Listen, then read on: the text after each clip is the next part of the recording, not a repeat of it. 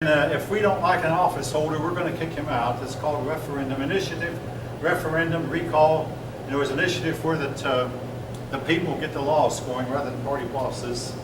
Initiative, referendum, where they can vote a man out of office even if it's not an election. A recall is where they vote put a man out of office even if it's not an election. That's recall. It's rarely used today. I mean, our ancestors fought so hard for this right, and 100 years later. But the recall has been used one or two times. For instance, they got rid of the governor of California a few years back. I believe his name was Schwarzenegger, but I'm not sure of that. Anyway, the recall has been used from time to time.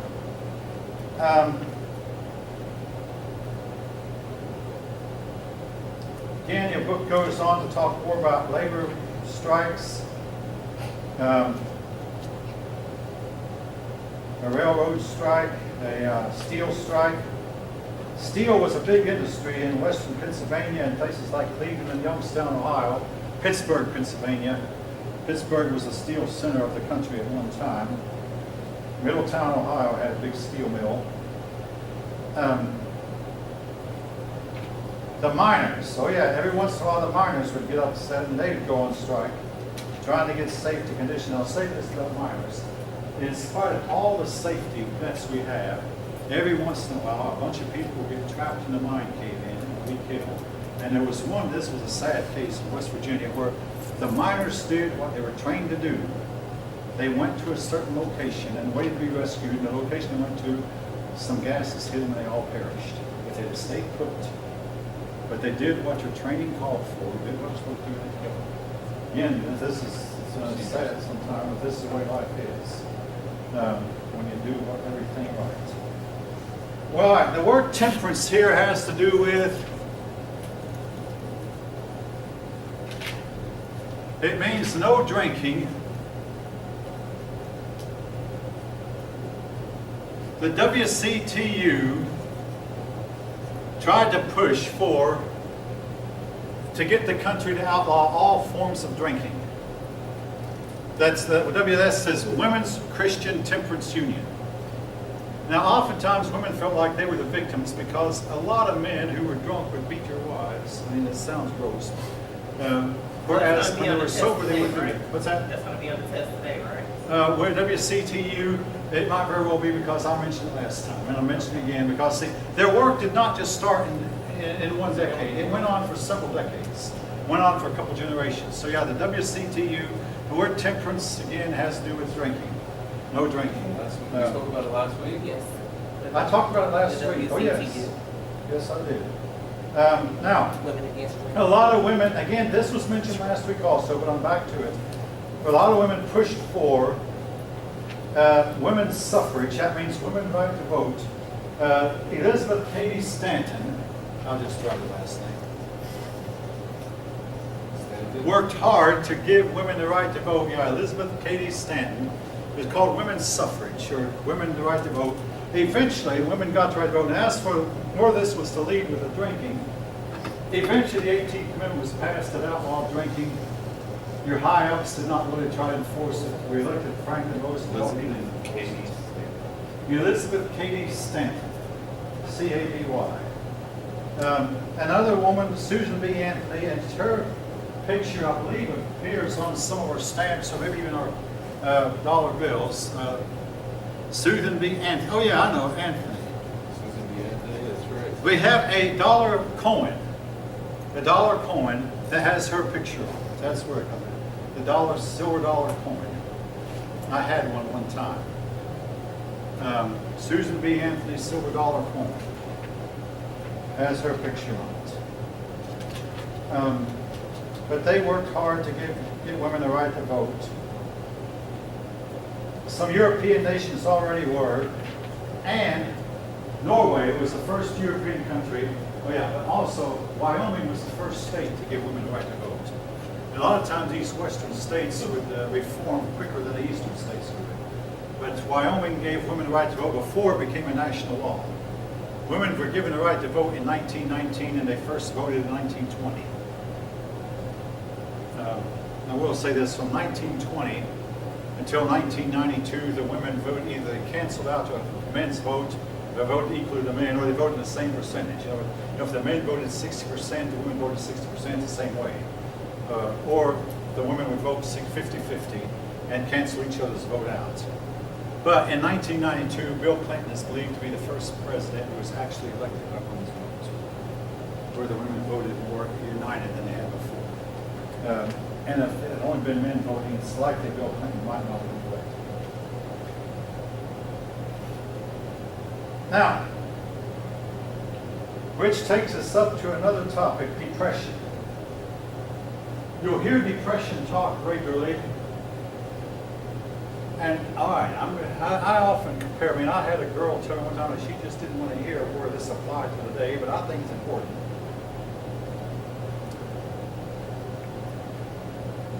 Yesterday, they were putting out articles that because of Donald Trump's tariff policies, our country was going to be hurting in its industries. Well, today the stock market had its biggest rise in months. Trading day is not even half over. Well, it's more than half over. The stock market is really going places. And a lot of the credit has to go to Donald Trump's trading policies. But anyway, leaving that, what we had periods of boom and bust, boom and bust. This was the Panic of 1819, Panic of 1837, Panic of 1857. Then we had another panic in 1877. But the really big one occurred in 1897. That was the worst depression we'd had up until that time. It hit us rather suddenly. Bang, bang, bang, and here we are. The country is depressed. The year was 1897. From 1819 to 1897, every 20 years. About every year, yeah. And it became a saying, every 20 years we have a depression. Now, then, of course, in 1917, we had a war, and that kept the depression from happening then. But the next one after that, I said the one in 1897 was bad, but the really bad one was going to occur in 1930s. In 1930, that was the really bad one. But we had a depression. The president at that time was a president named Grover Cleveland. Now, a lot of persons will say he was an extremely good president, but anyway, here's what he did. When the Depression hit, a man named Jacob Coxey decided that, hey, there's a whole lot of bridges that need to be built, there's a whole lot of government offices that need to be built, there's a whole lot of roads that need to be built. So he led an army to Washington called Coxey's Army. And he asked President Cleveland, why don't you build these bridges that we need, build the roads that we need, repair the roads that need repaired, and do it all, and hire and then get everybody back to work. And of course, well, where's the money to do this? Oh, you can borrow it. Grover Cleveland refused to do that. Basically, he sent Coxey's Army home without giving in to their demands, and Coxey, these days, was very upset. Now, here's what a lot of modern economic experts will say. If Grover Cleveland had given in to demands and borrowed millions of dollars, our country today might be bankrupt. As it is, we're still heading that way. Yes? I was going to say, aren't we 20 trillion in debt? Well, I read a book one time. Larry Burkett was the author, and he's now deceased. He said that the time is going to come that he said we're actually already in a depression and don't know it. We're already broke, that's what I'm saying. We're already broke, and for the first time in our history, you younger people are probably going to live lower standard of living than your parents. See, every generation has lived better than its parents until you people came along. I mean, I'm talking to the Americans now. And there's a good chance that you will have a lower lifestyle than your parents did, owing to bad economics. But okay, you've got a really good point. But see, if the debt spending had started with Cleveland, we would be worse off than we are now. As it is, Cleveland said no. The Depression ended and went on and on, but then came the 30s and things really, really got bad. Well, I have more to say about the 30s Depression later. But Okay, well, I'll say now, in the 30s, the man wrote a book, which he said that when a depression comes, the government should lower taxes and increase spending. Well, how can you lower taxes? Oh, you borrow money, go into debt. Well, and here's what he said. Now, this man said, once the depression is over, then you can pay back the debt. Great thinking, except for one thing. The depression is never ended. So we never, instead of paying, we would go deeper and deeper and deeper in. Sooner or later, it's going to catch up to it. But again, if Grover Cleveland had listened to Coxey, we might be in much worse shape now than we've been. As it was, the debt spending did not start in the 1890s. It started in the 1930s, 40 years later. And we've been spending and spending and spending ever since. We've balanced our budget 3 times in the last 80 or so years. Nixon did it once, and Bill Clinton did it twice. All right. Anyway, Coxey's army, he tried to get the government to spend money it didn't have. Grover Cleveland said no.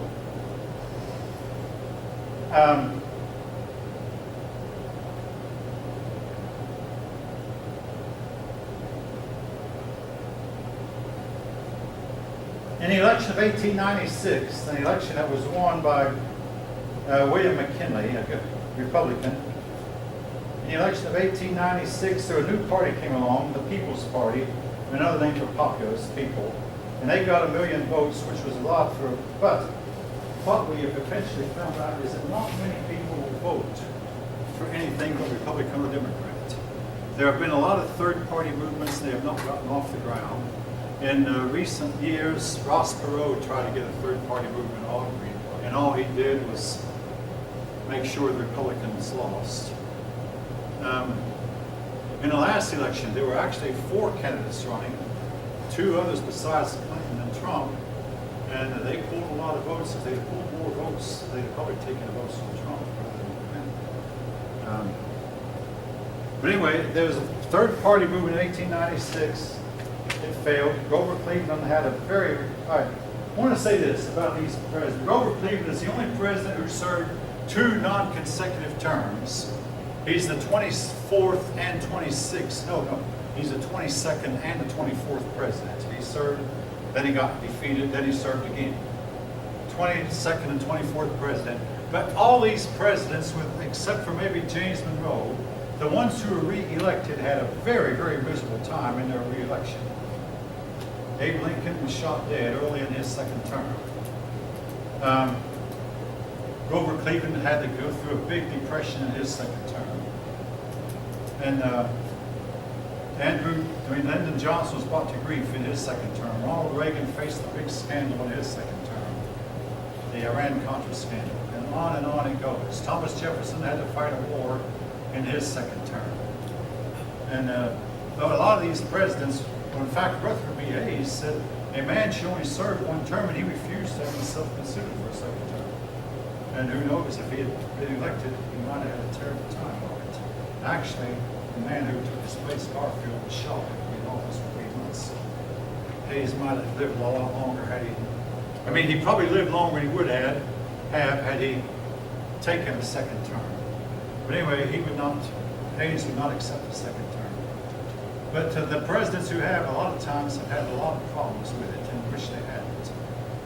Anyway, Harry Truman had a very bad 2nd term, among others. All right, leaving that. Now, in 1896, we elected William McKinley.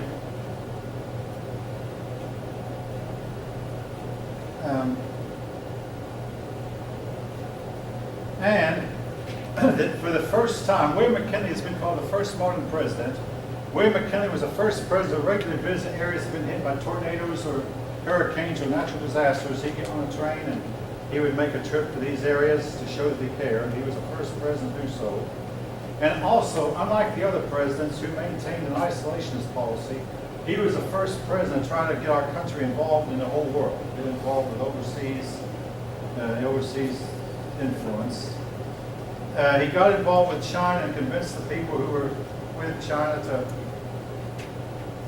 open door policy. In other words, China was being taken over by England and France and Japan and Russia.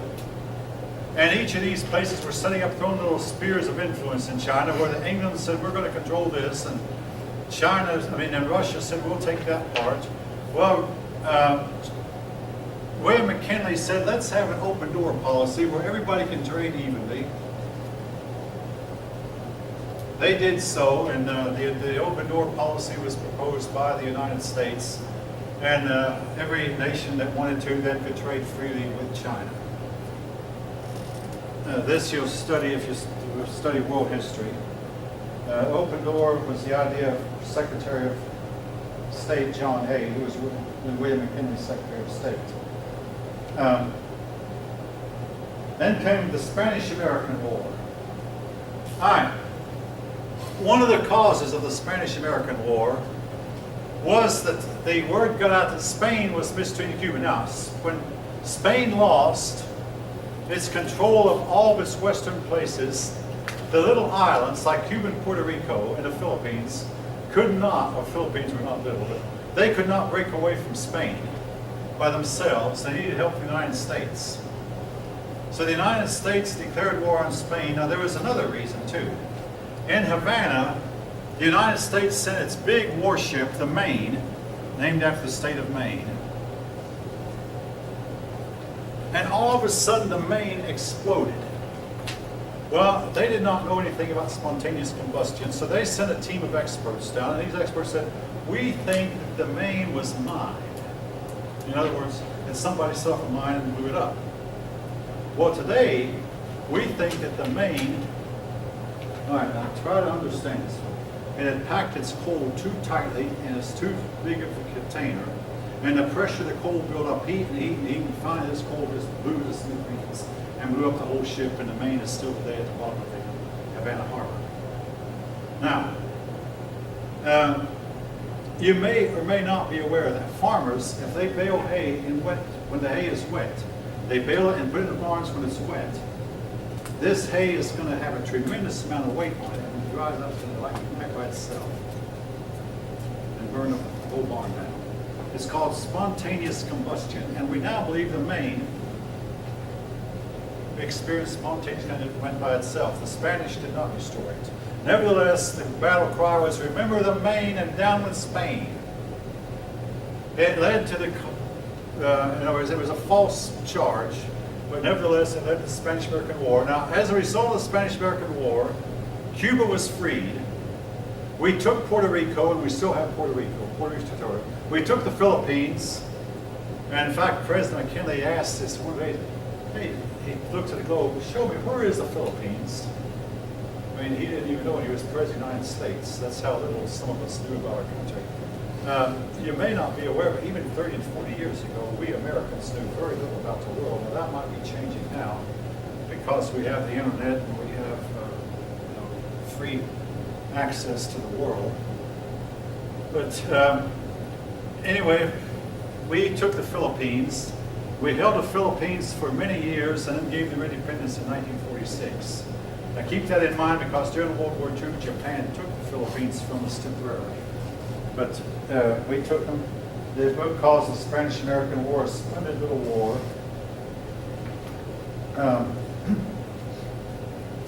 The United States went into Cuba.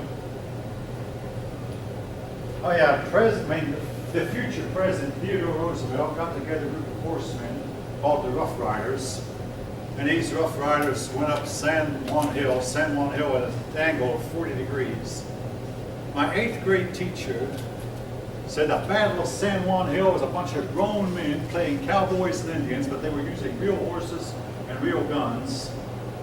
The justification there was. I mean, I mentioned how the Maine might have been a false charge, but the Spanish were mistreating the Cubans badly, and the Puerto Ricans, and the Filipinos for that matter. So we took that territory, and that was the last. Today, Spain owns nothing in the Western Hemisphere. We took the last of it. But a lot of the rest of Europe, catch this post, they began to accuse America of nothing less bad than imperialism. They said, hey, naughty, naughty. Here, they had been taking colonies themselves. Then when we did it, we're guilty of imperialism.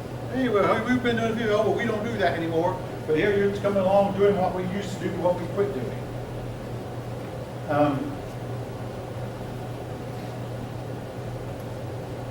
right, Splendid Little War.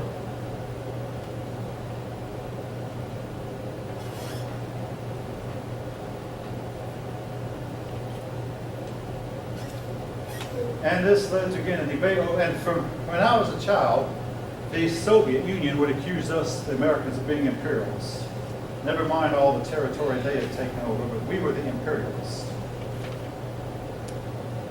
All right, President William McKinley was shot dead in 1901, the third president to be shot, the third president in 36 years. The only other one after him was Ronald Reagan, was hit by a bullet. Kennedy was shot dead. Anyway, on a personal note, the only president I'm even closely related to, a family that includes my first cousin and aunt and uncle are related to President William McKinley. My first cousin, Donna is her name. Her father's mother, her grandmother's maiden name was McKinley, and she was a cousin to William McKinley. Other than that, I'm not related to him. All right, so much for that. That's just a little bit of trivia. If you go to the Carter Center, each president is allowed to set up his own presidential library. Jimmy Carter really begins his presidency with, his presidential mentionings with William McKinley. He was the first president of the 20th century and the first American president. All right, moving on. Progressivism, chapter 21. Essentially, progressivism means that there was a lot of calls for reform, a lot of calls for change. For one thing,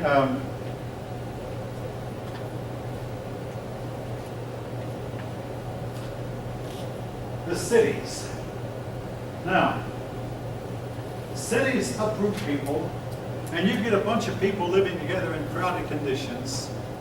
Eventually, disease will break out, and eventually you'll get a poor section of town where the people who can't earn a lot of money wind up going to live. The skid rows. Any of you ever heard the term skid row before? Okay, yeah, the skid rows have been, we still have them. But the sanitation was bad in a lot of these places, and the stench was unbearable, really bad. Now, eventually that problem was solved, but it took some doing. But there was moves made to try to clean up the cities and make them livable and get people living in better houses.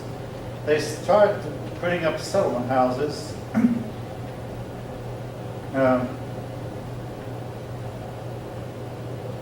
Jane Addams led the move for the settlement house. Jane.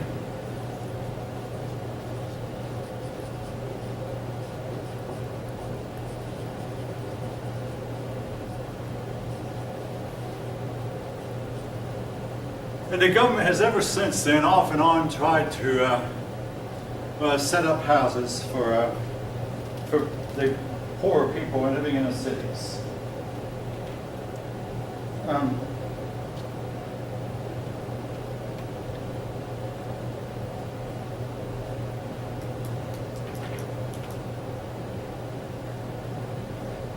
There was a big strike among the garment workers your book talks about on page 540. Again, strikes are becoming rare these days, but I remember when I was a child, a strike would occur, but maybe it's the steel workers this year, next year, and it just seemed like a strike was occurring every year.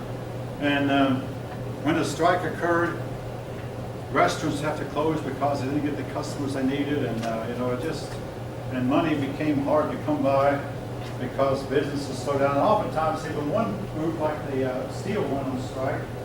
That meant that the people who worked for tool factories had to go on. I mean, they didn't go on strike, but they were laid off until the strike ended.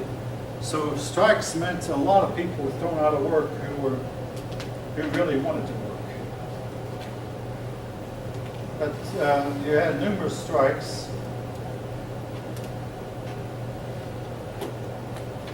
Now,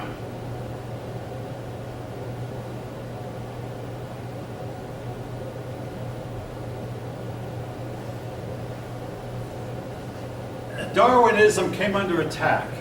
I mentioned last time how that men like Andrew Carnegie and John D. Rockefeller used Darwin to justify their actions. John D. Rockefeller sat in a Sunday school class. He was an avid churchgoer.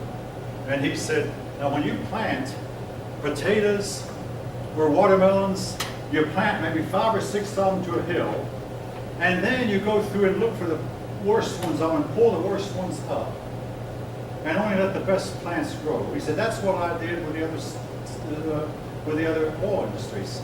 I weeded out the worst ones so that only mine, the best one, could work. He felt like he was fully justified. He used Darwin to justify it. Darwin said, well, the way the natural order of things is the unfit get killed and the fit survive. Well, that's not always true.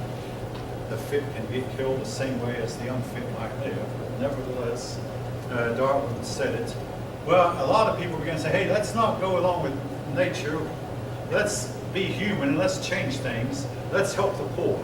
Darwin believed that, hey, if the poor, let them become poorer still, let them rot, let them die, just let them starve to death because they're unfit anyway. And the sick are unfit, don't care for them, don't care for the poor, don't care for the sick. Well, along came some reformers and said, hey, now we need to reform Darwinism because we're human and we don't need to let the natural order of things go with us. So they called this reform Darwinism. I'm not going to write the names of the person who proposed it. But, all right. When President William McKinley was killed, Theodore Roosevelt took over, and Theodore Roosevelt was a reform-minded president. Among other things, he's called the Trust Buster. William McKinley? Not McKinley, Roosevelt, who came after him. Roosevelt was the trust.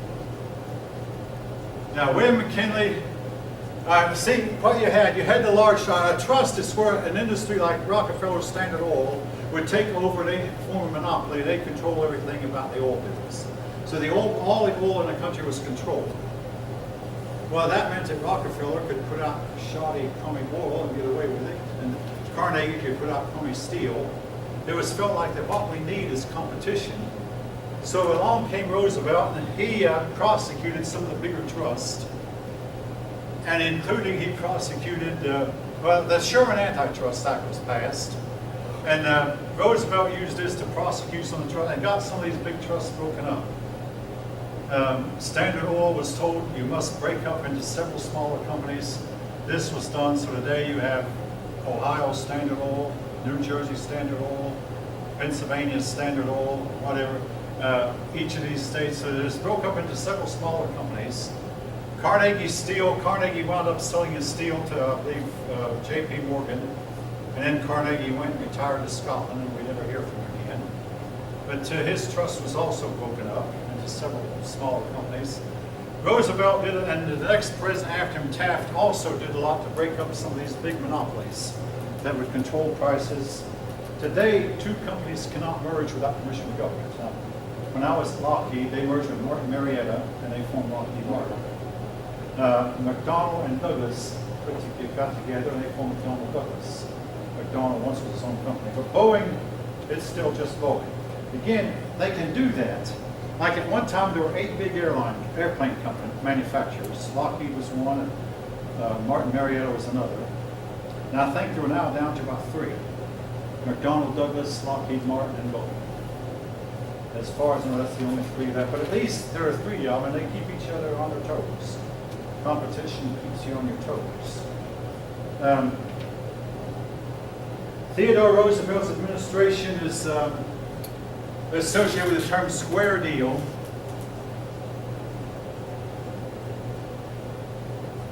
He claimed he was fighting for the common man, and he fought for a square deal for everyone. He was a 7-year president. He served 3 years for McKinley's term and 4 years of his own.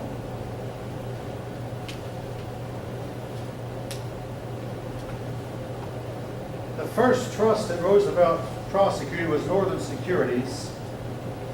And when he did so, Wall Street reacted. And then for the first time, you have Wall Street. Wall Street is a street in New York. It's only a few blocks long, but that's where the stock market is located. Wall Street went into a panic when Roosevelt prosecuted Northern